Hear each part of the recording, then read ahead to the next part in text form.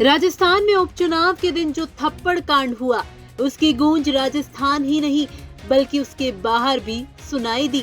भले ही उस दिन को अब कई दिन बीत चुके हों, लेकिन अब भी उसकी छाप लोगों के दिलों में है। अब शनिवार को उपचुनावों की घोषणा होनी है और लोगों की निगाहें देवली उनियारा सीट पर होंगी, क्योंकि एसडीएम को थप्पड़ मारने वाले नरेश मीणा इस सीट से निर्दलीय चुनावी मैदान में है। क्या नरेश इस चुनाव को जीत पाएंगे?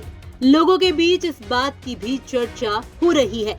इसके साथ ही चर्चा इस बात पर भी हो रही है कि क्या नरेश मीणा ने रणनीति के तहत डेरा समरावता गांव में डाला था, और अगर नरेश ये चुनाव जीत जाते हैं तो क्या ये भी कहा जाए कि नरेश की ये रणनीति सफल रही? आज की इस वीडियो में चर्चा इसी पर होगी, तो चलिए वीडियो की शुरुआत करते हैं। नरेश मीणा बारां जिले के नया गांव के रहने वाले हैं, लेकिन जब उन्होंने देवली उनियारा से चुनाव लड़ने की घोषणा की तो ये सवाल भी उठा कि क्या देवली उनियारा की जनता नरेश को स्वीकार करेगी। इस सीट पर कांग्रेस और बीजेपी ने स्थानीय लोगों को अपना अपना उम्मीदवार बनाया।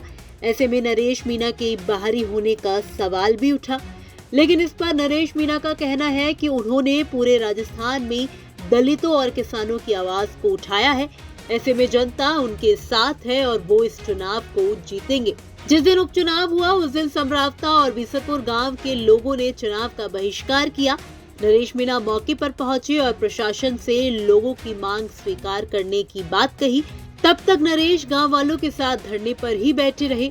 इस बीच मामला इतना बिगड़ा कि पहले थप्पड़ कांड हुआ और बाद में मामला बेहद तनाव भरा हो गया। कई लोगों ने सवाल उठाया कि नरेश क्यों एक ही बूथ पर लोगों के साथ बैठे हैं, जबकि वो प्रत्याशी हैं और उन्हें लोगों से वोट की अपील के लिए सभी जगह जाना चाहिए। ऐसे में ये नरेश के समय की बर्बादी है। लेकिन क्या नरेश मीणा ने रणनीति के तहत समरावता गांव में अपना डेरा डाला था? नरेश का एक वीडियो भी सोशल मीडिया पर खूब वायरल हो रहा है, जिसमें वो कह रहे हैं कि जिस बूथ पर सबसे ज्यादा वोटिंग होगी नरेश उन सब से मिलने के लिए आएंगे। कि सारी फोर्स देवली उनियारा टोंक की सारी पुलिस मेरे पास बैठी है। मैंने इनको यहाँ बिठा रखा है। आप फ्री हैंड हो, आपको 100% मतदान करना है।